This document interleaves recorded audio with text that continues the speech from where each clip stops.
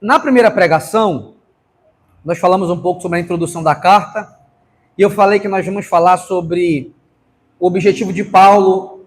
Ele quer falar sobre a nova humanidade, tá? Eu tenho repetido isso muitas vezes, porque o correto é que uma vez que você nasceu de novo, você é uma nova humanidade, uma nova pessoa. Isso é muito importante para a gente. Então, o que eu quero que vocês entendam quando eu estiver ensinando, vocês têm que olhar para vocês, amém? Olha para dentro de vocês e se perguntem: eu estou sendo uma nova pessoa, uma nova humanidade? Quais são os comportamentos que envergonham, por exemplo, a pessoa regenerada e nascida de novo que eu sou? Quais são os comportamentos que você, os pensamentos, os sentimentos que você tem que confrontar? Então, se o Espírito Santo habita na gente, nós somos uma nova humanidade. Isso gera uma nova sociedade. Não é que a gente vai conseguir mudar o Brasil, mas a gente consegue mudar o nosso convívio na igreja, a forma que a gente se relaciona com as pessoas e com a sociedade. E isso deve ser aquilo de mais importante nessa terra. A gente precisa ser grato e valorizar o Espírito Santo que habita na gente. E aí, Paulo, ele começa a carta se apresentando. Você vai perceber que na carta ele fala muito de Deus Pai, Deus Filho e o Espírito Santo. Mas ele começa a falar nesse poema lindo, alguns dizem que é um cântico, aqui demonstra aquilo de mais bonito que Paulo entende por teologia. Ele começa do versículo 3 ao versículo 14 falar sobre assuntos que para você deveria gerar louvor. Paulo louva ao Senhor por conta de algumas doutrinas. E eu tenho falado para você que a nossa teologia tem que gerar louvor, tem que gerar alegria, tem que gerar gratidão, tem que gerar esperança, tem que gerar entusiasmo. Se a gente realmente entender o quanto nosso Deus é grande, amoroso e grandioso, isso tem que afetar a tua forma de ser.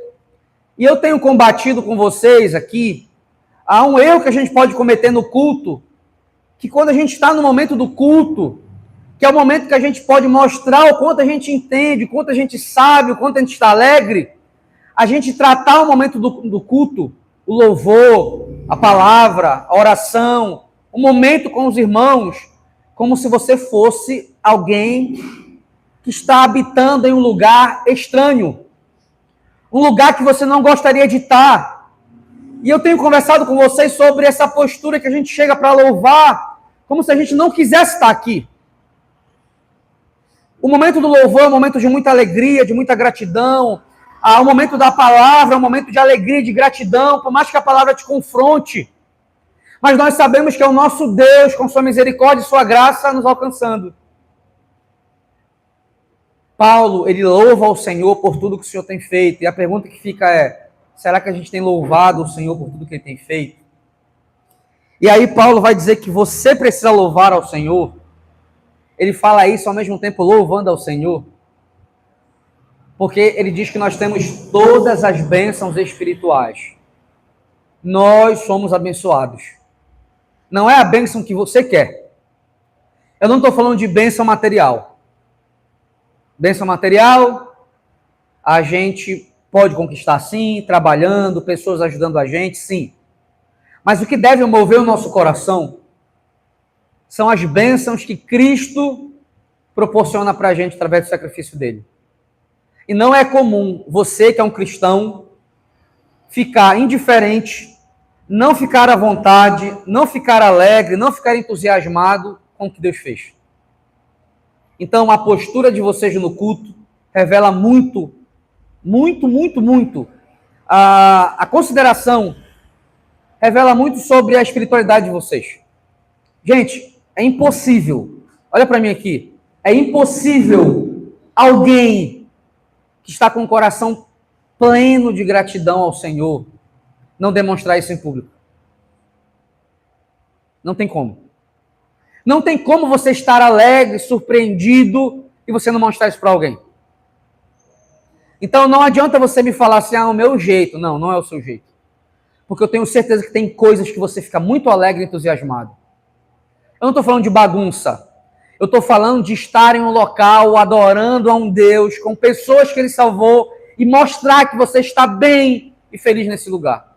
Vocês estão me entendendo? Isso transborda para a nossa forma de viver. Porque existem situações na nossa vida que a gente se mostra com tanta expectativa, com tanta alegria, com tanto entusiasmo, mas quando vem para as coisas do Senhor a gente não fica. E Paulo vai dizer o seguinte: vocês, todos nós que fomos regenerados, nós somos abençoados com todas as bênçãos. Não é algumas, todas as bênçãos. E a gente está tentando aqui entender e aprender que bênçãos são essas. A primeira bênção que eu citei, é importante lembrar que é em Cristo.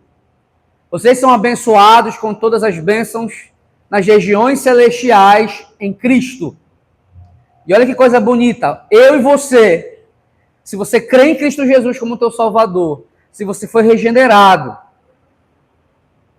se você ama ao Senhor, apesar de falho, mas ama ao Senhor e entende que Cristo é quem te perdoa dos teus pecados, se você vive em comunhão com Cristo e luta para que você esteja em comunhão com Ele, Paulo vai dizer que você tem bênçãos nas regiões celestiais. Então repete comigo: do céu, eu sou muito abençoado. Apesar da gente não estar no céu, nós já estamos desfrutando dessas bênçãos aqui. Por quê? Porque o Espírito de Deus habita nos nossos corações.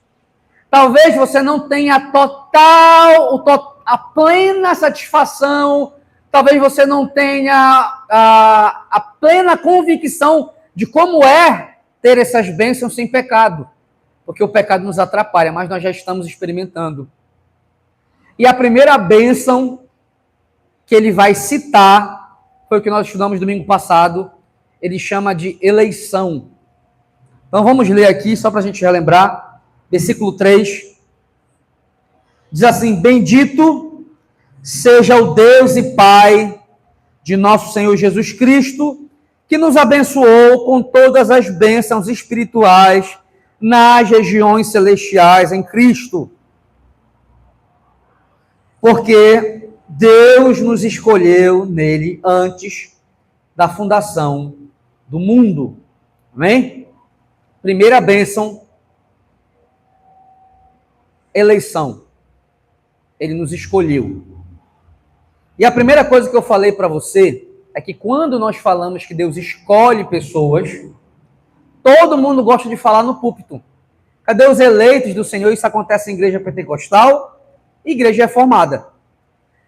Cadê os eleitos do Senhor? Mas quando a gente vai entender esse ensino, existe uma coisa chamada mistério. A forma que Deus trabalha, a forma que Ele decidiu traçar o seu plano, é meio esquisito para a compreensão humana. É estranho para a justiça humana. Porque o texto diz, como nós estudamos, que Ele escolheu antes da fundação do mundo. Antes do mundo existir, Ele já tinha escolhido pessoas. A grande pergunta é, Ele escolheu para quê? O próprio texto responde. Ele escolheu para santidade. Ele escolheu pessoas para viverem em obediência a Ele. Então, as pessoas que seriam obedientes a Ele, Ele já tinha escolhido antes do mundo existir. E sim, meus irmãos, isso parece muito estranho. Muito estranho. O Martin Lloyd Jones, ele fala no comentário dele uma coisa bem interessante. Ele cita 3 coisas sobre esse assunto. Ele fala assim, primeiro, o primeiro ponto que ele mostra é: Paulo não está argumentando, Paulo está afirmando. Ele escolheu. Paulo não está a fim de debater com ninguém, Paulo não está a fim de explicar nada para ninguém, ele está afirmando. Nós somos abençoados, primeiro por quê? Porque Ele nos escolheu. O trato de Paulo no texto é afirmativo. Ele não está tentando argumentar com alguém. É, não é? Se, como? Não. Segunda coisa que o Martin Lloyd Jones diz. A Bíblia, toda vez que usa a palavra eleger, escolher, também usa afirmando. Em nenhum momento da Bíblia a palavra é usada para debater, mas é afirmativo. Ele escolheu. Um terceiro ponto que o Martin Lloyd Jones diz é o seguinte: quando você for tratar sobre assuntos divinos que fogem da tua compreensão humana, seja humilde. O principal erro de um crente é achar que um ser que é divino, se você acreditar em Deus, pode ser controlada pela mente humana, pode ser controlada pela mente humana. O grande problema dos homens é dizer que Deus é grandioso, é dizer que Deus é maravilhoso, mas ao mesmo tempo transformar esse Deus em um ser pequeno, onde eles podem controlar e entender ele 100%. Quando a gente fala de eleição, de eleger, de escolher, a pergunta que fica é: Deus disse tudo? E o Martin Lloyd Jones diz: Deus não nos deu uma explicação filosófica completa. Não há uma explicação completa. Deus não responde na Bíblia todas as perguntas da humanidade sobre o assunto. Por que isso acontece? Diante da teologia, quando algo está no afirmativo e não está tão explicado, a gente entende que só tem uma direção. Deus não quis explicar isso. Ele só quis que a gente aceitasse. Então a Bíblia, ela está repleta de ensinamentos que a gente pode explicar minuciosamente. Mas para que Deus seja Deus, para que Ele seja maior do que qualquer pessoa que está nesse lugar, tem que haver uma área da existência de Deus, da vontade de Deus, que você não vai conseguir saber e nem explicar. Isso é muito importante. Porque eu já vi pessoas que são contra essa doutrina da eleição. Elas são contra, mas elas esquecem de saber que até quem diverge teologicamente da gente também tem que acreditar na eleição. Porque é uma doutrina bíblica. Vocês lembram que eu falei duas formas que a teologia explica a eleição? Uma se chama eleição incondicional e a outra se chama condicional. Eu falei para vocês que o nosso posicionamento, na nossa confissão de fé, no cânon de Dort, nós acreditamos na eleição incondicional. O que é a eleição incondicional? A eleição incondicional diz que Deus escolhe alguém não porque a pessoa tenha feito algo para ele. Deus não olha se a pessoa fez o certo, Deus não olha se a pessoa fez o errado. Biblicamente, a palavra de Deus diz que Ele escolhe pessoas independente de condição. Por isso que surge aquele termo chamado: nós somos salvos pela graça. Não é mérito do homem, mas isso é mérito de Deus. E sim, é um grande mistério. Porque quando eu olho para os meus pecados, quando eu olho para tudo que eu já errei, eu fico me perguntando: como é que Ele me quis? Na teologia bíblica reformada, isso deve gerar em você humilhação, gratidão e amor. Se você for verdadeiro com você mesmo, você sabe a pessoa horrível que você é. Você pode estar pensando assim: não sou horrível não. Você está sendo mais horrível ainda. Porque você mente, você engana, você já tentou prejudicar os outros para se dar bem, por mais que seja de forma pequena. Você já falou mal de alguém? Você já ficou com raiva de alguém? Você já teve ciúme de algo que alguém tem? Você já deve ter questionado a Deus, por que o fulano tem e eu não tenho? Segundo a teologia bíblica em Romanos, vocês já sabem disso, todo ser humano possui algum grau de maldade. Alguns desenvolvem esse grau de maldade em grande potencial, é o que nós chamamos de assassinos, né? Outros desenvolvem esse grau de maldade numa quantidade que não chega a tirar a vida de alguém. Mas qualquer maldade diante da santidade de Deus é corrupção. A gente se corrompe o tempo todo. O trabalho, quando faz o que não deve, quando tem ciúme de alguém, quando fala mal de alguém, em casa. A gente se corrompe entre a gente e Deus, coisas que a gente prometeu para Deus e nunca cumpriu. Quando você olha para a essência de quem você é, você fica pensando assim, como é que ele me escolheu?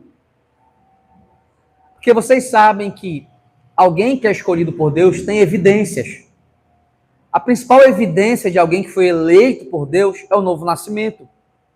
Eu sinto vontade pelas coisas de Deus, e eu vou repetir isso aqui. Qual é a evidência de quem é eleito? Ele nasceu de novo, então ele tem vontade pelas coisas de Deus. Ele olha para si, ele reconhece seus pecados, ele sabe o quanto é pecador, ele chora por isso, ele se arrepende disso. Ele é inclinado e dirigido pelo Espírito Santo para que possa fazer coisas corretas. Ele não vai conseguir fazer todo esse 100%, mas ele vai estar em constante luta e reconhecimento de erros e quedas. Ele vai lutar para honrar a Deus, não para impressioná-lo, não para conquistar uma passagem para ser salvo, mas ele vai lutar contra o seu pecado para agradecer ao Senhor. Uma pessoa que é eleita, ela peca e fica triste. Agora, se você não tem vontade por Deus, se você acha que você é melhor que todo mundo, você não consegue ver seus erros, seus pecados, você não tem apreço por nada que vem de Deus, você é indiferente ao que Deus acha, você faz o que você quiser e dane-se, a vida é minha. Se você tem pecado e tem achado que você pode ter a tua liberdade e Deus não está vendo, se você acha que pode ter a vida que quiser, talvez você não seja um eleito. Apesar de ser um eleito, tem que nos gerar segurança, mas a vida nessa terra é muito dolorosa. Se você olhar bem para o íntimo do teu coração, você sabe o quanto você é mau. Você vai pensar assim, como é que Deus me elegeu, me escolheu antes do mundo existir, sendo que eu sou essa pessoa horrível que eu sou.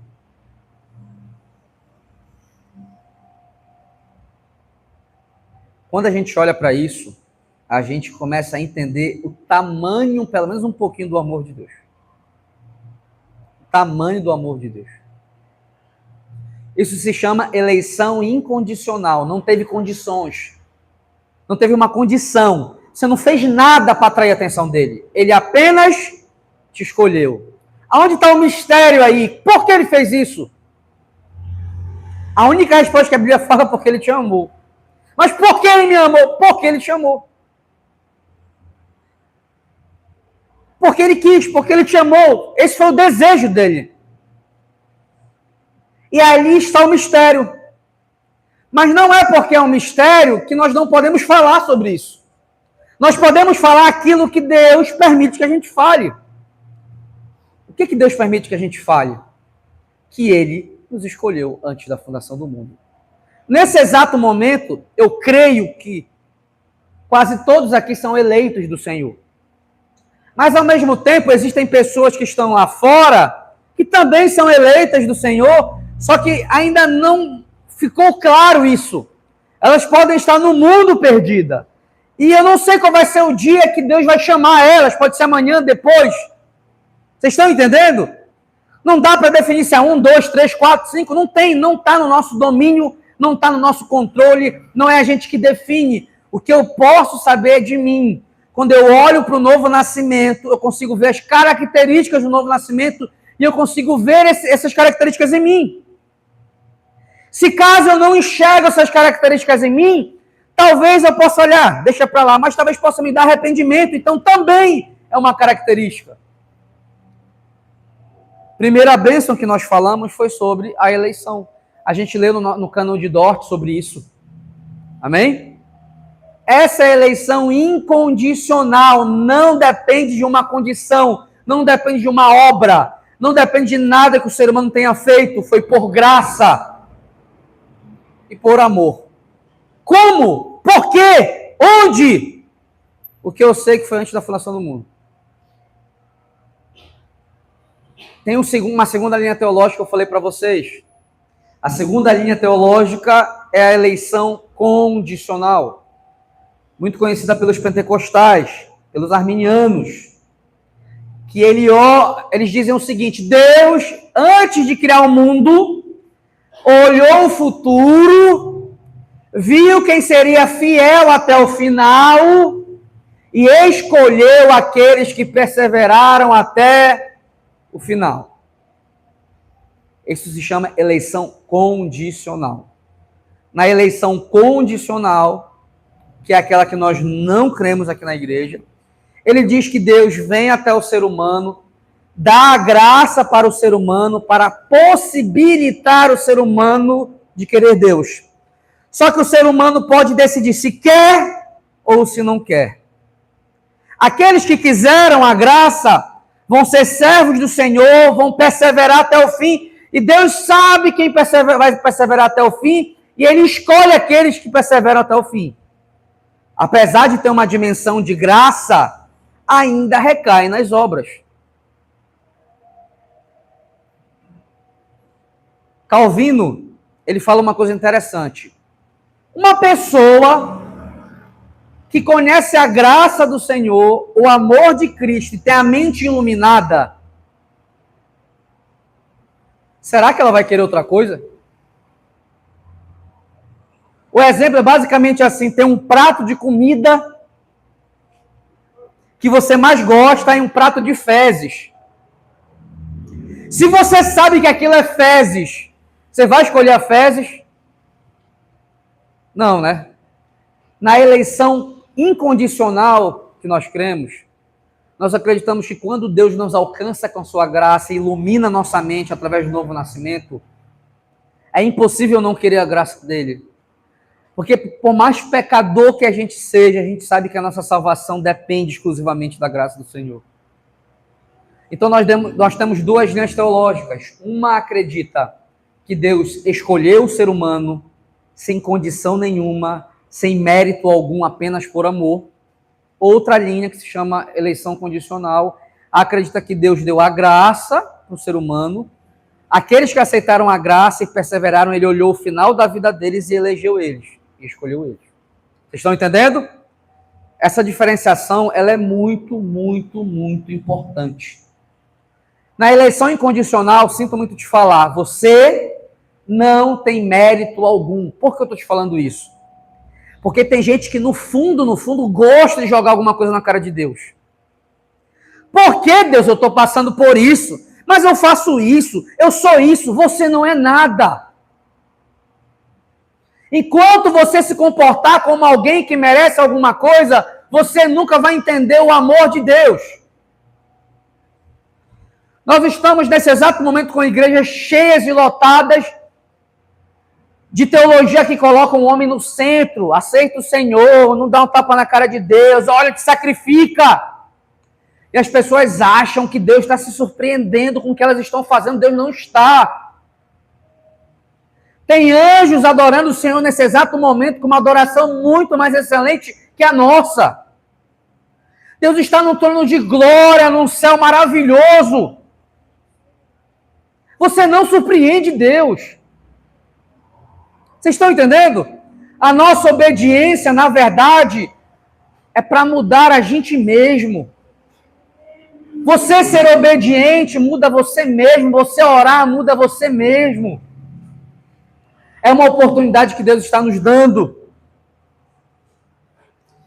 Nesse texto bíblico, eleição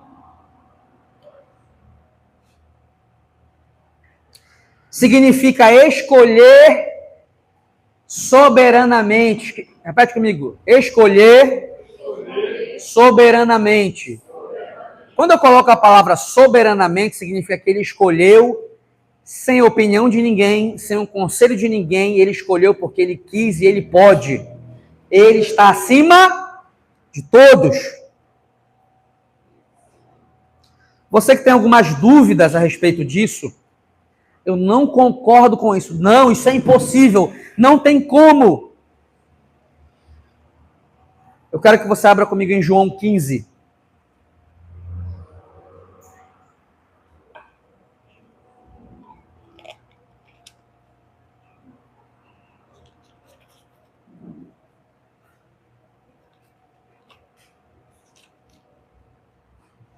Você vai ler comigo no versículo 16.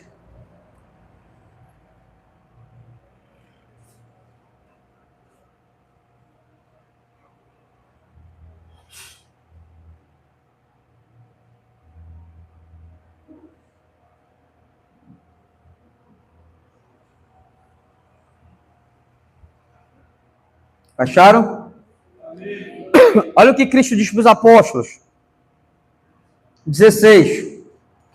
Vocês não me escolheram, mas eu os escolhi para irem e darem fruto, fruto que permaneça, a fim de que meu Pai conceda a vocês o que pedirem em meu nome. Vocês podem abrir comigo em 2 Tessalonicenses.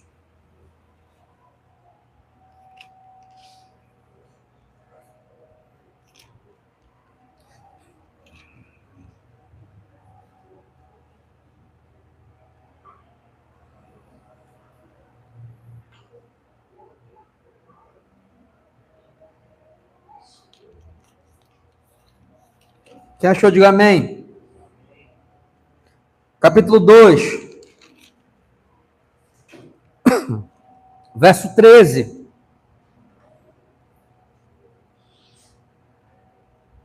Olha o que ele fala para essa igreja. Mas nós devemos sempre dar graças a Deus por vocês, irmãos amados pelo Senhor, porque desde o princípio Deus os escolheu para serem salvos mediante a obra santificadora do Espírito e a fé na verdade. Olha só. Você pode também ver comigo outro texto. Atos 13, 48.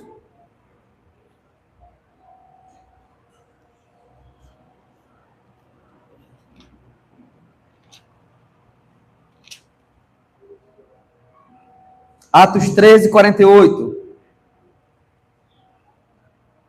Olha que o autor de Atos faz questão de enfatizar.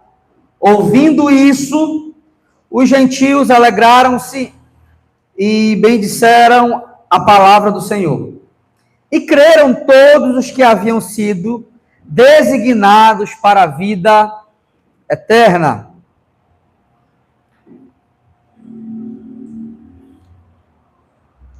Você pode abrir comigo também em Romanos 9.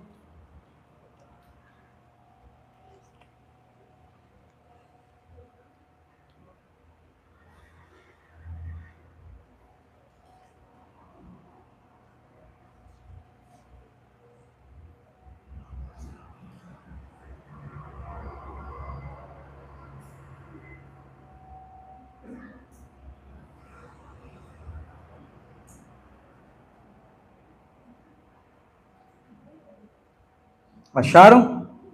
Verso 10 diz assim: esse não foi o único caso.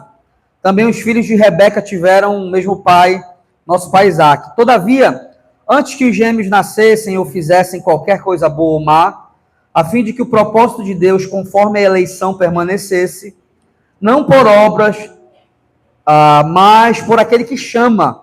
Foi dito a ela: o mais velho servirá ao mais novo, como está escrito: amei Jacó, mas rejeitei Esaú. E então que diremos? Acaso Deus é injusto? De maneira nenhuma. Pois ele diz a Moisés: terei misericórdia de quem eu quiser ter misericórdia, e terei compaixão de quem eu quiser ter compaixão. O que isso ensina para a gente? Nós servimos um Deus que é extremamente alto, forte, poderoso e soberano. A figura de Deus, para muitas pessoas, é de um Deus que fica tentando ver se o ser humano quer ele. Será que ele vai me querer? Será que ele vai ser fiel? Está olhando para a terra como se fosse depender do amor dos homens. E não. Biblicamente, Deus não é dessa forma. E diante desse Deus, ou você odeia ele de uma vez por todas, ou você se rende diante desse Deus. Porque de tudo que eu já aprendi de Deus, eu não quero lutar contra Deus, eu não quero brigar contra Deus, eu quero me submeter a ele. Tem gente que prefere, eu não quero esse Deus. Para mim, esse Deus que elege pessoas não serve. Tudo bem. Não serve. Mas nós estamos diante aqui de um Deus que na teologia de Paulo, ele não quer que você fique pensando assim, que Deus injusto, será que eu sou eleito? Não. Ele quer que você pense ao contrário, é para louvar. É para abrir os olhos e falar, nossa, é esse Deus que eu sirvo.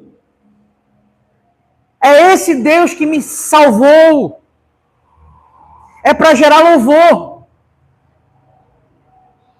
Só que a gente está tão preso a um pensamento em obras, que você é tão pecador, que você sente diariamente que você não é salvo. Porque você é muito pecador. Aí você acha ainda que tem que estar perfeito para Deus chamar. Mas não é isso que a Bíblia diz. O que a Bíblia afirma é que Ele nos amou, mas Ele nos escolheu para quê, meus irmãos? Para viver uma vida de santidade. Então não adianta só dizer que Deus nos salvou, que Ele nos escolheu, se a nossa forma de viver não dá evidência disso. Nós temos textos bíblicos que provam que Deus escolheu. Hoje, nós vamos para uma segunda bênção.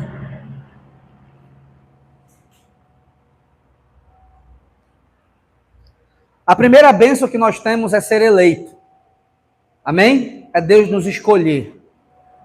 Só vou fazer alguns pedidos para vocês. Não é você que define quem é escolhido. Você não é investigador de quem é escolhido. Você não é caçador de quem é escolhido. A única missão que Deus te dá é pregue o evangelho, porque através da pregação do evangelho eu vou mostrar quem são os escolhidos. Qual é o meu papel? Falar de Cristo para as pessoas. Mas eu quero que vocês tenham na mente de vocês que o Deus de vocês não precisa de aprovação humana. Você pode achar que é um absurdo, porque não pode, que não é, que não acredita, não dá. Ele vai continuar sendo Deus. Tu pode continuar chorando da tua vida, o que for, ele vai continuar sendo Deus e pronto. Nosso papel é se render e glorificar ao Senhor. Aí você pode falar assim, não, mas se ele já elegeu todo mundo, se ele elegeu, o ato de eu não confiar dele, de eu não querer ele, já é uma forma de eleição. Quem sabe ele está me usando agora, porque esse é um dos processos para que você possa crer. Então tem gente que vai mostrar que é eleito depois de 5, 6, 7 pregações, 3, 4, 10, 8, 15, 16, 20 anos. Não vou ser eu que vou definir isso. Eu lembro uma vez que isso já aconteceu com 3 amigos meus. Um aqui na igreja e 2 amigos fora. Que eles ficaram indignados porque eles falavam assim, se Deus escolheu, então a minha mãe não vai ser salva. A mãe e o pai, ficava nessa luta da mãe e do pai, né? Isso quer dizer que se eu orar não adianta, porque se ela já tiver, se ela não for escolhida, eu falei assim, ei, tu pregou quantas vezes para tua mãe? Nenhuma. Tá. Tu orou quantas vezes para ela? Nenhuma. Então, para de querer ser Deus e faz o que tu tem que fazer, que é pregar para tua mãe, orar pela tua mãe, deixa que Deus faça a parte dele.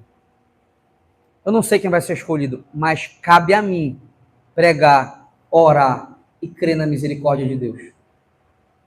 Vocês estão entendendo? Se você controlar Deus, se você souber tudo que Deus vai fazer, ele não vai ser Deus. Sabe por que Deus é soberano? Porque tem coisa que ele faz que você não sabe. Eu sou soberano sobre meu filho. O meu filho, ele acha que sabe tudo, mas ele não sabe tudo. Tem coisa que meu filho está fazendo que eu sei que ele está fazendo, mas ele acha que eu não sei. Tem expressões dos meus filhos que eles estão fazendo que eles acham que eu não estou vendo, que eu não estou entendendo, que eu não sei, mas eu sei. Não é assim, os pais? Não é assim que você trata uma criança mais nova? A criança sai, o Benjamin sai correndo aqui, ele acha que ele é dono de tudo, mas o pai dele está aqui. Está controlando ele. Ele acha que já sabe tudo, mas ele não sabe. Você é do mesmo jeito. Deus só pode ser soberano se você não souber tudo. Aí eu vejo gente achando um absurdo. Não, isso é um absurdo, porque Deus não pode. Deus pode o que quiser. Acabou. Tu vai continuar chorando, o choro não vai acabar. Ele vai continuar sendo o que ele quer. Agora, você que crê em Deus, você que confia em Deus, sabe que ele é poderoso e grandioso, sabe o que você tem que fazer? Você tem que louvar ele. Você tem que sair daqui alegre. Porque apesar do pecador e miserável que você é, a graça dele te alcançou, me alcançou. E nós podemos ter relacionamento com esse Deus maravilhoso. Primeira bênção espiritual, você é um eleito. Para ser santo. Para viver em obediência. Para obedecer ao Senhor Jesus.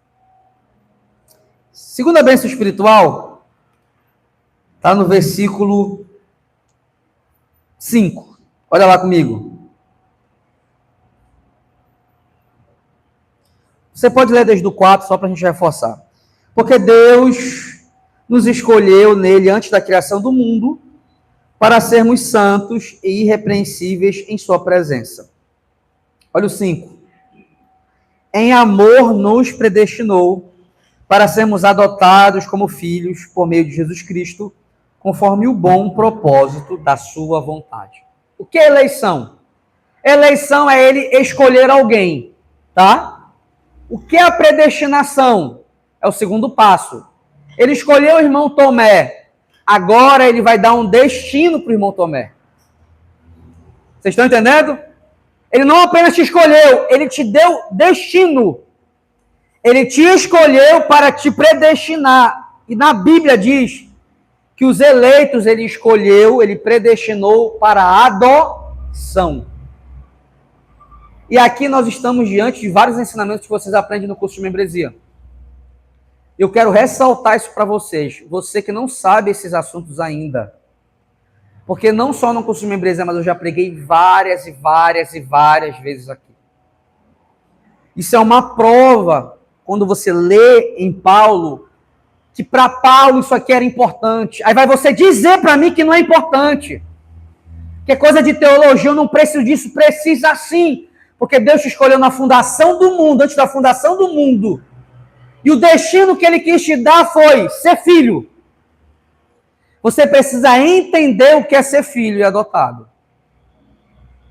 Eu gosto de entender a adoção de algumas formas específicas. A gente pode falar muito sobre isso, mas a adoção, ela me traz duas coisas. Repete comigo assim. Primeira, eu sou filho. Segunda, eu tenho irmãos. E uma terceira, eu tenho família. Você que fica se perguntando, meu Deus, qual é o propósito de Deus para a minha vida? Eu não sei o que Deus quer que eu faça. Geralmente, quando você faz essa pergunta, você está pensando em você, em algum dom. Antes de pensar em algum dom, antes de pensar em holofote, em reconhecimento, em aparecer, entenda uma coisa. Você não era nascido, o mundo não existia, ele te escolheu. Foi alguma coisa que ele viu no futuro? Não. Você fez alguma coisa para merecer? Não. Qual foi o motivo da eleição? O amor dele. ele quis. A vontade dele, que é soberana. E é legal colocar a palavra soberana. Para que ele fez isso? Para te dar um destino. Adoção. Repete comigo, o meu destino é a adoção. Isso agora aqui é muito fundamental para a gente. Por quê? Vocês estão vendo aqui a bandejinha da ceia? Você sabe por que a gente ceia? Porque no momento da ceia, os adotados se reúnem. E eu quero que você entenda um pouco mais comigo isso. Vamos começar com a palavra predestinação. Em grego, essa palavra significa, o nome dela é prorizas. Significa determinar antecipadamente o destino. Vou repetir. Determinar antecipadamente o destino. O comentarista de Efésios, William Hendricks, diz o seguinte: a predestinação não é uma repetição da eleição. Vou repetir. A predestinação não é uma repetição da eleição, mas a explicação do seu propósito. Ela descreve o destino final daqueles que foram escolhidos. Deus não apenas escolheu pessoas, ele determinou o futuro delas. Agora, uma coisa que é muito interessante, meus irmãos, é que quando Deus determina o futuro das pessoas, a Bíblia entra no paradoxo. Você não é um robô. Olha que coisa interessante. Não significa que tudo que você está fazendo não foi você que quis fazer. Porque quando a gente vai ler a Bíblia, nós percebemos que a transformação que Deus gera em você não é... Olha para mim aqui, isso aqui é muito importante. A transformação que Deus gera em você não é para você ser um robô. É para você ter capacidade de escolha e de ato. Por exemplo, preste bem atenção. A Bíblia diz que a gente é pecador, a gente não quer Deus por vontade própria, a gente não quer Deus. A gente quer o pecado, a gente quer o desejo mundano, a gente quer fazer o que dá na nossa cabeça. Quando Deus revela quem é um eleito, a primeira coisa que ele faz é tira o nosso coração de pedra e coloca um coração de carne. Deus não tira a nossa capacidade de dizer sim ou não. Pelo contrário, ele torna a nossa capacidade de dizer sim a ele possível. Deus atua no coração humano para que ele consiga querer Deus. Então, quando você se converteu, foi você que quis se converter. Quando você obedece, é você que quer obedecer. Você está entendendo? Deus, ele dá o Espírito dele para que ele possa atuar dentro de você, te auxiliando na tua vontade e no teu querer. Então, presta bem atenção. Deus, ele predestina a gente para sermos santos e adotados. As escolhas estão sendo tomadas pela gente. Só que se não houvesse Deus, a gente sempre estaria escolhendo o errado. Agora que o Espírito Santo está na gente, a gente consegue escolher o certo e escolher o errado. Vocês estão entendendo? Então, o novo nascimento, ele atua na tua vontade. Nós chamamos isso de soberania de Deus e responsabilidade humana. Você é responsável, você tem vontade, você tem suas escolhas. Só que sem Deus, a gente nunca quer escolher Deus. O que Deus fez? De presente, ele deu o Espírito Santo para a gente, para que a gente conseguisse dizer sim para ele. Para ele de que forma? Para seguir ele, para o chamado dele. Nós estávamos perdidos, ele nos alcançou, nos encontrou, nos deu um novo coração e agora a gente pode dizer sim. Sabe a vontade que você teve de orar? Foi você que teve a vontade. Com a ajuda de quem? Do Espírito Santo. Sabe a vontade que você teve de pecar? Foi você mesmo que teve. Com a ajuda de quem? Da tua carnalidade.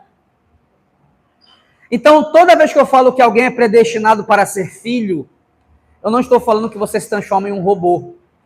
Mas eu estou te falando que Deus, ele é soberano. Vou te dar um exemplo de soberania muito simples. O Benjamin está correndo por aqui, ó. O Benjamin, ele pode sair daqui para a pista?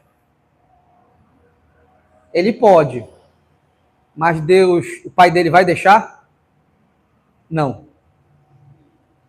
Mas o Benjamin deixou de ter liberdade para fazer algumas escolhas? Não. O Benjamin pode andar por aqui, ele pode beber uma aguinha, ele pode falar com alguém.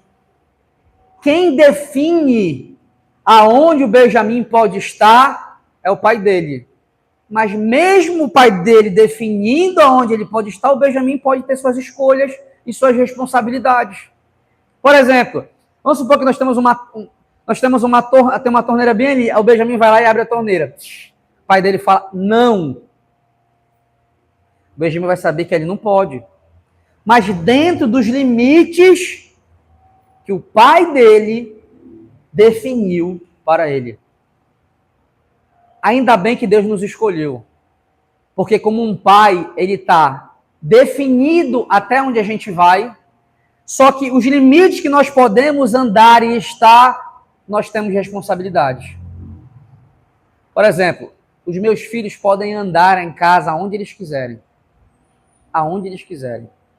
Só que dentro da minha casa, eles têm responsabilidades. Tem coisas que eles não podem fazer. E é eles que têm que entender que não podem fazer.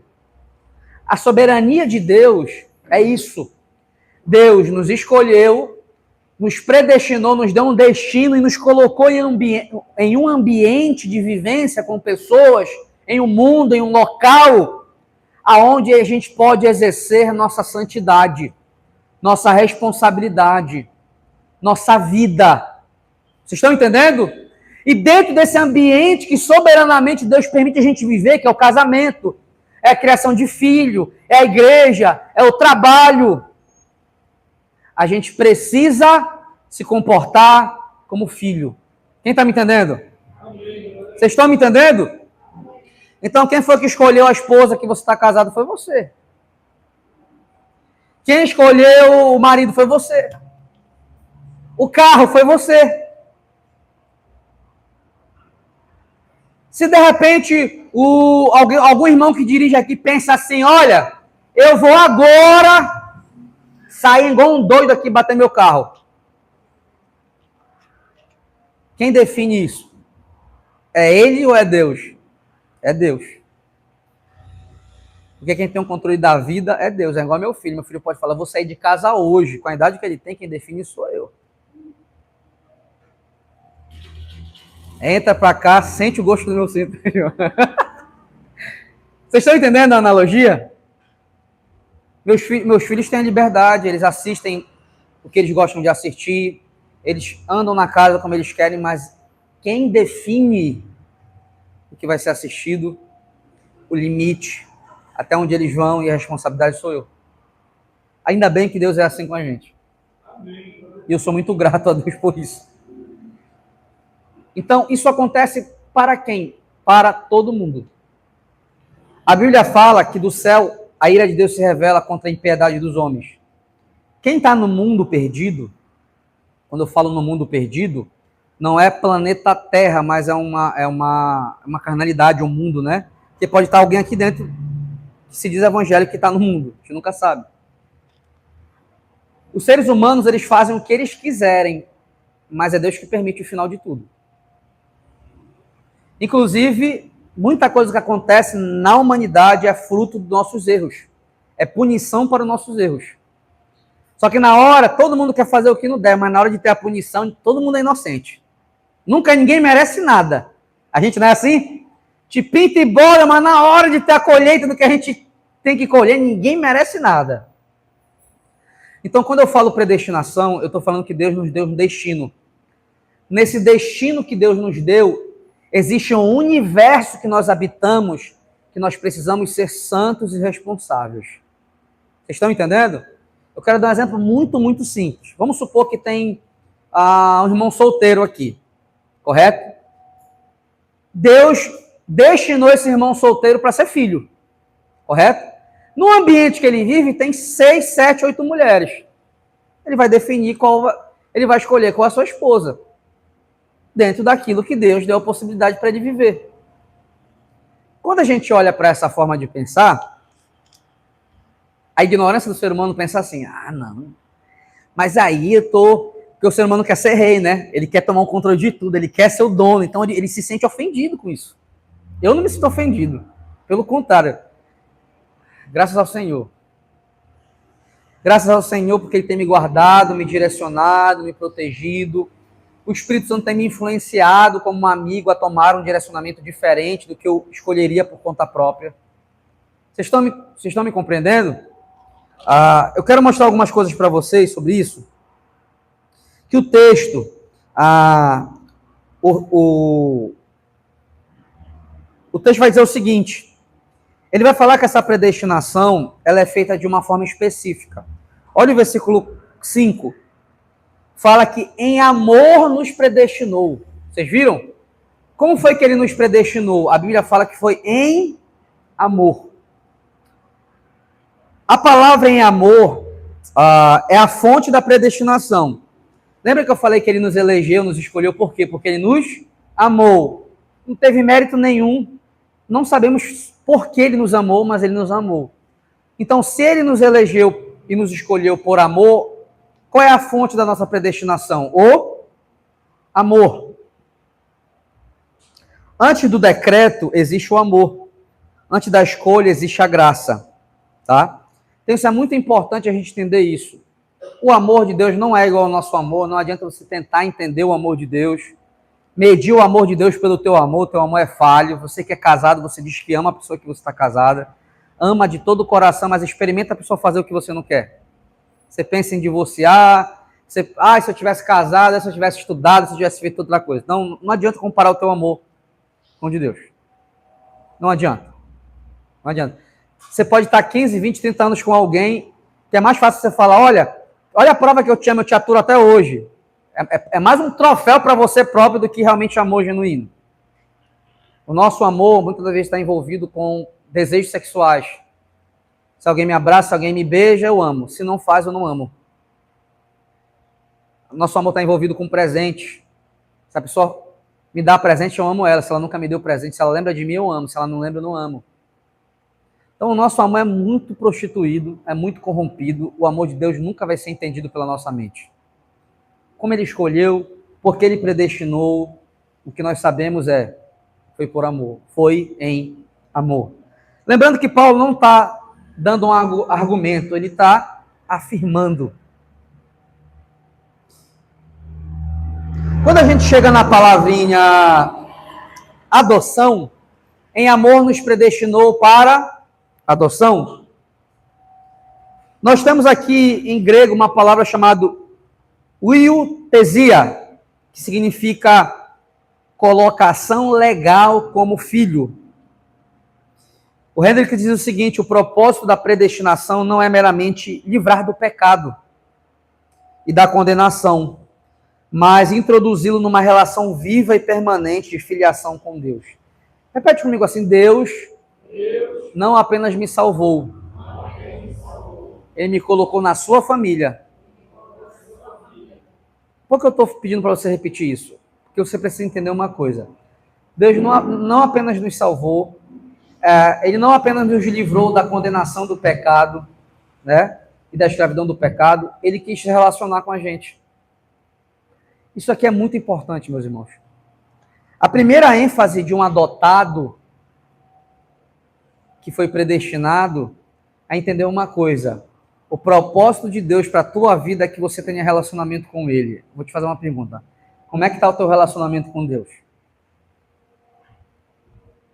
Deus, sem você ter feito nada, te escolheu antes da fundação do mundo e te deu um destino, ser filho, um adotado.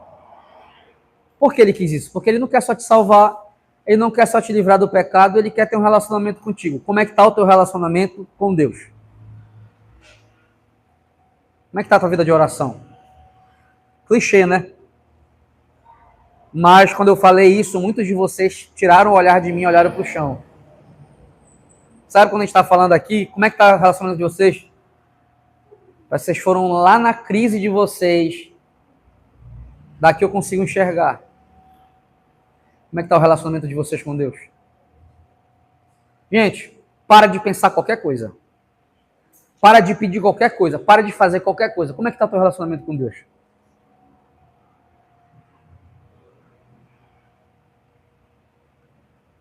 A gente vai ser um bando de mentiroso aqui. Como é que está o teu relacionamento com Deus? Existe. Pastor, eu estou passando por uma dificuldade. Tá. Todos nós passamos. Essa dificuldade gera tristeza? Não, pastor, não gera tristeza. Eu não estou nem aí. Meu irmão, hoje é uma ótima noite para você se arrepender. Hoje é uma ótima noite para você falar, Deus, eu não estou com vontade de falar com o Senhor e eu não estou nem aí porque eu não falo com o Senhor. Isso é sério, meus irmãos. A gente que está aqui, eu que estou pregando, você que ensina, você que ensina aqui na igreja, você que aconselha outros irmãos, você tem um cargo na igreja, você não ora. Você não ora. Se a gente começar a ter uma igreja de gente que não ora, vai começar a surgir aqueles burburinhos. Essa igreja não presta, eu não gosto do irmão, estou desanimado com essa igreja.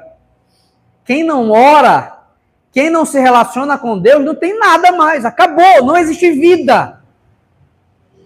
Qual é o maior desrespeito para a cruz de Cristo? Qual é o maior respeito para com Deus? É Ele te eleger desde a fundação do mundo, te predestinar, dar o filho dele para morrer em teu lugar, sem mérito nenhum, você foi salvo. Aí você não ora. Meu irmão, não tem desrespeito maior na face da terra. Se você não fala com Deus no teu dia a dia, não tem desrespeito maior, acabou. Não me diz mais nada, não fala comigo mais nada. Você não tem direito de falar mais nada. Você pode ter tuas certezas, tuas verdades, não adianta, acabou. Você pisou a cruz de Cristo. O céu é o quê, meus irmãos? A gente vai estar aqui esperando Cristo para quê, meus irmãos? Para estar no céu com Ele um dia, para ter relacionamento com Ele. Não adianta o que você já leu, o que você já estudou, o que você sabe, a tua opinião, se tu é honesto mais do que o outro, se tu fala melhor, não adianta se tu não ora. Quem tem filho pequeno aqui? Teu filho pequeno pode passar uma semana sem falar contigo? Teu filho que está na tua responsabilidade, bebê, pequeno, ele pode ficar uma semana sem falar contigo? Existe essa hipótese? Tu chegar com ele assim, vamos supor que tu chega com a tua filha e fala assim, minha filha, não quero falar. Minha filha, ela não te responde, já pensou? Ela vira a costa para ti. Tu tenta falar com ela, tá aqui o almoço. Ela finge que tu não existe. Pode acontecer isso? Pode? Existe essa possibilidade? O que tu vai fazer? Tu vai ter isso como de respeito. Tu vai dar uma bronca nela, vou deixar de castigo. Não existe a hipótese da gente ser filho, adotado, predestinado, eleito e não falar com Deus. Você vai dar murro em ponta de faca e vai sofrer. Porque Deus não cria filho mimado. Hebreus deixa muito claro, Deus vai disciplinar seus filhos. Se está vivendo uma vida errada, vai levar correção. Se você não está orando, você vai levar correção. E não é para te destruir. É porque você é filho e você tem pai. Quem está me entendendo?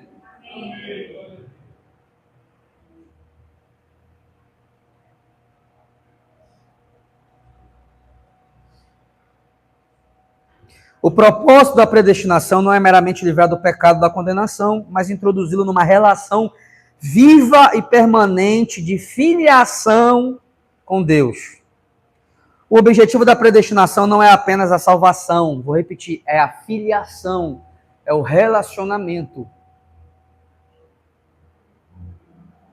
Quando eu olho para isso, eu entendo a primeira coisa mais importante. Se tu não tá orando, olha para mim, mas eu vou repetir, se tu não tá orando, tu deve estar penando. Se tu tá me olhando aqui e não tá orando, tu deve estar penando, tentando levar tudo com a força do teu braço. Continua assim, inteligente. Continua. Não estou dizendo que tu vai deixar de ser salvo aqui, se tu for eleito, predestinado, mas tu vai sofrer, meu irmão. tu vai sofrer emocionalmente, psicologicamente, fisicamente. Tu vai sofrer. Porque tu vai ser aquele filho rebelde que Deus vai te colocar no eixo, tu querendo ou não. Segunda coisa, se ele me colocou numa relação filial, vou te fazer uma pergunta que vocês me respondam, por favor. Deus tem só um filho? Hã? Não tem só um filho? Ele tem outros, né? Tu não gosta de vir para a igreja, tu não gosta de estar com teus irmãos, tu não gosta das pessoas que são eleitas no Senhor. Tem outro problema. Tu deve estar penando pra caramba. A pessoa que não gosta de orar, a pessoa que não gosta de estar em comunhão, ela pena muito. Isso eu tenho certeza. Como é que você sabe, pastor? Porque eu já cometi todos esses erros. Não adianta você falar que eu tenho certeza do que eu estou falando. Você também deve estar penando e muito. Todas as pessoas que naufragaram ou passaram por uma crise de fé, a primeira característica dela, em oculto, elas pararam de orar. Aí só que ninguém sabe disso. Ninguém sabe que tu parou de orar. Segunda característica, ela começa a se incomodar com as pessoas que ela tem que estar em comunhão. Porque o fulano não gosta, se cana, aí começa, eu amava o pastor, vai lá na igreja conhecer meu pastor, falava assim, meu pastor, conheço na igreja lá ele pregar. Deu a virada do mês, tô gostando muito, tô cansado, sempre essas mesmas palavras, ai, tô cansado disso, quero um negócio, eu quero algo mais vivo, Aí tu começa a não vir. Aquilo que era tão importante para ti, tu já não vem. Para ti é supérfluo, não vou. Hoje eu não vou. Daqui a pouco tu não vai, 2 dias tu não vai, 3 dias tu não vai. Você pode mentir para qualquer pessoa porque eu estava com não sei o que, eu estava com não sei o que. Deus sabe, gente. Deus sabe por que você não veio. Deus sabe se agora tu está sentado me olhando e no teu coração tem uma raiz de amargura pesada. E eu sei que essa raiz de amargura só surgiu porque tu não está orando. Aí tu não está orando, tu vai sentir incômodo na comunhão. Por quê? Porque Deus te predestinou para a adoção de filhos. Ser adotado significa ter relacionamento com o pai e ter relacionamento com os irmãos. A terceira evidência que vai acontecer na tua vida é que quando eu começar a falar de Jesus Cristo, Jesus morreu na cruz porque ele também é um irmão. Aí, meu irmão, tu vai ser um filho rebelde que Deus vai te amassar todo. Por que Deus vai te amassar todo? Porque tu não respeita o pai, o irmão mais velho, que é o primogênito. Tu não tá nem aí para ele. E os teus irmãos que Cristo morreu para salvar, dane-se. Aí tu vai chegar comigo e vai falar, pastor, por que meu casamento é uma desgraça? Por que meu trabalho é uma desgraça? Psicologicamente, sentimentalmente, porque tu vai ser amassado até tu falar assim, chega, Senhor, eu não presto, eu estou errando, eu não estou orando, eu não amo meus irmãos, eu não respeito Cristo, eu não quero mais isso na minha vida. Você pode sair daqui, irmão, me culpando quem for, você pode, mas no final das contas, só você e Deus sabe a porcaria que você está se tornando. Vocês estão me entendendo? Isso é sério, meus irmãos. Porque se você for um eleito, você foi predestinado para a adoção, para ter relacionamento com o pai, para ter relacionamento com o filho e com os irmãos. Quem está me entendendo? Então não acha você que um culto domingo é só um culto. Não é só um culto. O culto de domingo revela muito de como está a tua espiritualidade. Não acha você que orar é só uma oração. Não, isso revela como é que você está vivendo. Por isso que Paulo deixa claro, você é abençoado. Porque você foi eleito antes da fundação do mundo. Porque Deus te deu um destino, você é filho. Olha que coisa legal, você pode ter relacionamento direto com o Pai. Você tem Cristo como irmão e você tem uma igreja para se confraternizar, para viver junto. Aí sabe que você acha que isso não é importante. Meu irmão, você que é crente há muito tempo, e se você olhar para dentro de si, desde os 19 anos ali eu sou pastor. Todas as pessoas que eu vi naufragar e entrar numa crise, é sempre isso. Para de orar, começa a encontrar um problema nos irmãos, não quer vir para a igreja mais. Para de vir. Quando para de vir, aí a ladeira abaixo. Por que eu estou te falando isso? Porque se você tiver... Olha a coisa engraçada. Lembra você aí. Lembra você, se caso você não estiver numa crise. Quando você está orando, se você passar a semana inteira orando, lendo Bíblia, como é que você vai chegar aqui? Você vai chegar aqui feliz. Você vai querer falar para o outro irmão, ensinar o outro irmão. Você vai querer ligar para alguém para mostrar o que você está aprendendo. Agora experimenta você não orar, você não ter prazer na comunhão, você não ter prazer em Cristo. Sabe o que vai estar em você? Irritabilidade. Os irmãos que vivem uma fé que você não quer viver, eles vão te irritar. Aí a mulher começa a ficar irritada, o cara começa a ficar irritado. Por que ele está irritado? Porque ele está flertando tanto com o pecado dele, tanto, que tudo que é divino irrita ele. Lembra da inimizade do pecado no Éden? Quando o pecado entra no mundo, nós entramos em inimizade com Deus, com o próximo, segundo mesmo com a natureza. Tudo te irrita. O irmão que canta alto te irrita. O irmão que lê muito a Bíblia te irrita. O irmão que quer conversar sobre teologia te irrita. Tudo te irrita. O irmão que fala mais alto te irrita. O irmão que fala muito baixo te irrita. Tudo te irrita. A igreja está calor te irrita. A luz te irrita. A cor te irrita. Tudo te irrita. É engraçado, no mês passado não te irritava nada disso. Por que muda? A explicação para isso é porque você foi eleito para a santificação. Toda vez que você não coloca em prática a rotina e a vida de filho, você se torna um filho rebelde. Quando o filho se torna rebelde na adolescência, qual é o primeiro sintoma que ele é rebelde? Ele grita com o pai e ele se afasta do pai e da mãe. Não é isso? Ele odeia as pessoas dentro de casa. Para a igreja é a mesma coisa. Ele não conversa mais com o pai. Ele não respeita mais o pai e a mãe. Ele odeia a casa, ele quer fugir de casa. Meus irmãos, por favor, levante sua mão aí.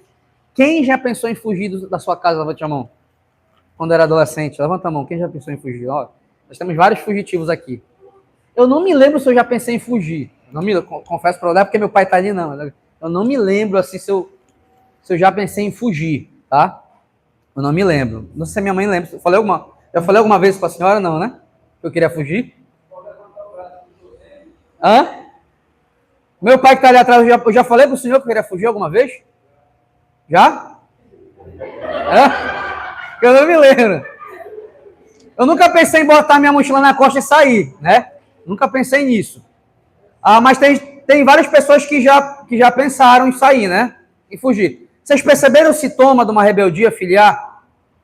Eu não quero falar com meu pai, eu não quero falar com meus irmãos, eu odeio essa casa, eu odeio esse ambiente. Então a crise de fé tem esses sintomas. Ou não tem? Eu não quero orar, eu não aguento mais esse ambiente, eu não quero mais falar com essas pessoas.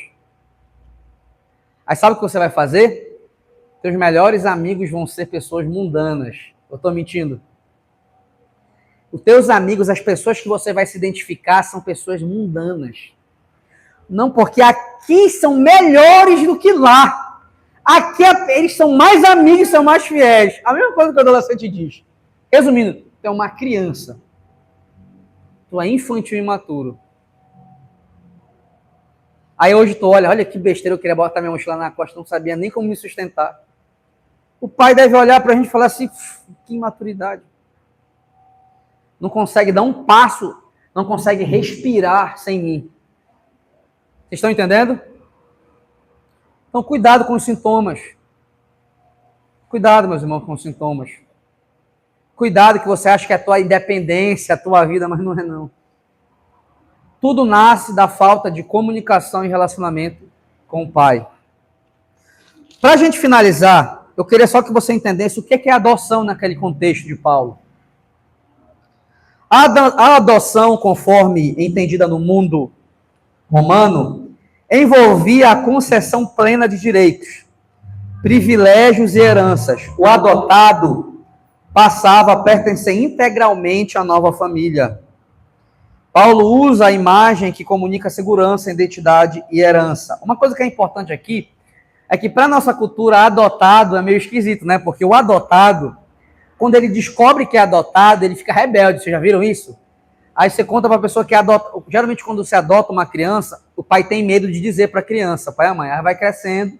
Tem pai que fala logo cedo, mas tem aqueles que tem medo. Aí a criança cresce, lá para a adolescência, ou até adulto, aí conta que foi adotado. Às vezes o pai e a mãe chamam para contar, outras vezes a criança descobre, ou o adolescente descobre. Aí ele fica rebelde, ele não quer saber, ele odeia aquela família porque mentiram para ele, não é isso? Geralmente, aqui na nossa cultura se criou que o adotado é um rejeitado.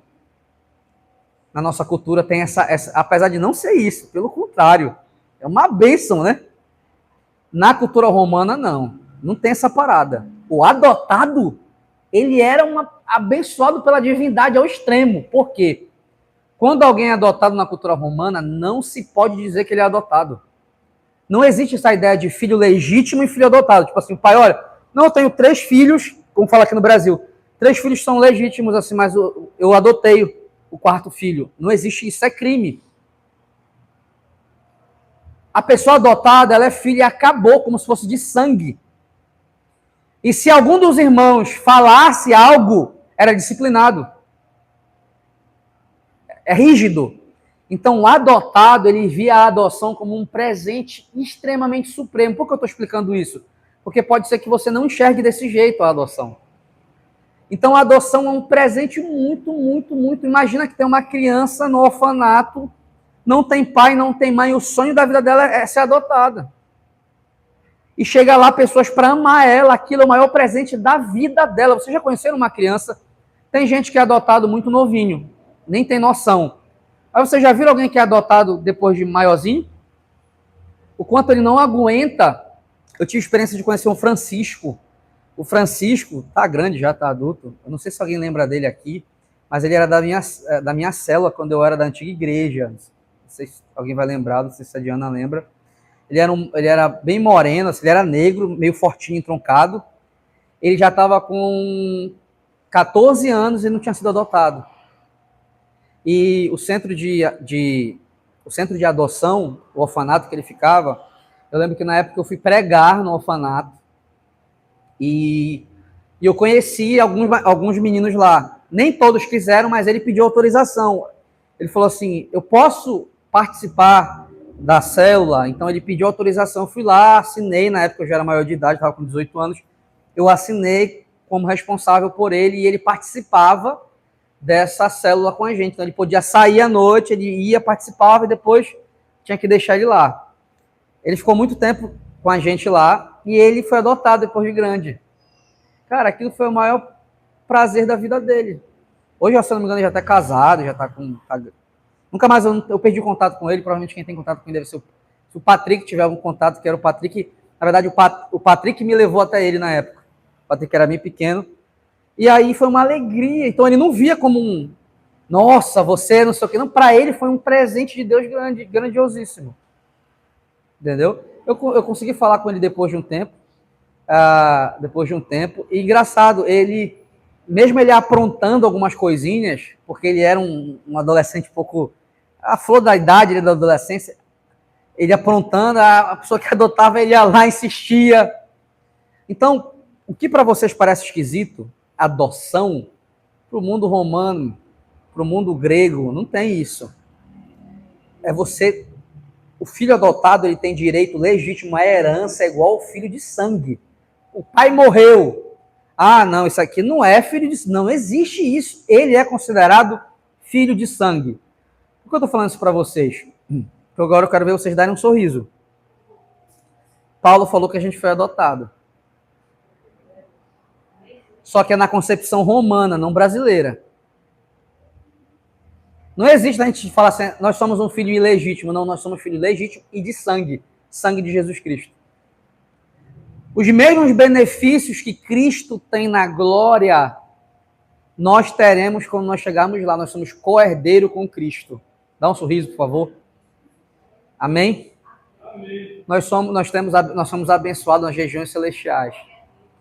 Então, só que eu falei 3 bênçãos para vocês. Primeira bênção, eleição. Segunda bênção, predestinação. Terceira bênção, adoção. Nós somos filhos de Deus. Só que a gente tem direito, nas regiões celestiais, a toda a herança que o Filho legítimo Cristo tem. Vocês têm noção do que é isso, gente? A gente, pecador, miserável. Então, meus irmãos, vocês não têm noção a afronta que vocês estão cometendo não orando, não amando estar no culto, não amando fazer amizade com os irmãos de vocês. Eu vou ser bem claro para vocês. A amizade do mundo pode parecer mais fiel. Só que dentro da igreja não é amizade, é irmão. O meu irmão pode me estressar o quanto for, ele é meu irmão. Eu posso ter amizade com alguém na rua, mas se eu tiver que salvar, eu salvo o meu irmão. Vocês estão entendendo? Para quem tem irmão problemático, teu irmão toma do mesmo jeito. Que você foi abandonado, pelo contrário, talvez seja Deus te disciplinando. Então, experimenta voltar a orar, experimenta valorizar a família, os filhos de Deus, experimenta perguntar para Deus o que está acontecendo, porque talvez o momento que a gente está passando é porque Deus quer arrancar algumas coisas da gente. Às vezes a gente é muito egoísta, muito altivo, a gente confia muito na força do nosso braço, na nossa inteligência, na nossa capacidade. E Deus permite a gente passar por um momento específico, sempre nos guardando para que a gente possa aprender algo. Quem está me entendendo? Amém? Amém? Quem é filho de Deus não é abandonado. Então não confunde luta com abandono. Não confunde a tua vida ser menos desenvolvida do que outras como um abandono. Não confunde você estar passando por uma situação difícil.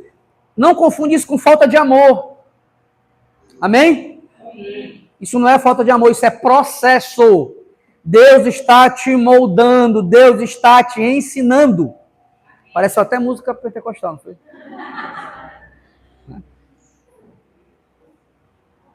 Que Deus vai te dar a vitória. Olha só, vocês dão um sorriso. Amém? E é verdade, isso aí é verdade. Não é assim? Então, vocês passaram os desertos de vocês em 2025. Pode ser que em 2026 dê uma melhorada, ou pode ser que seja tão teimoso que piore. Não sei. Mas em tudo isso, Deus está conosco. Diante dessa palavra que deve gerar alegria na gente, te deixo um último conselho. Para de ser filho rebelde. Levanta agora e vamos ceiar ao Senhor.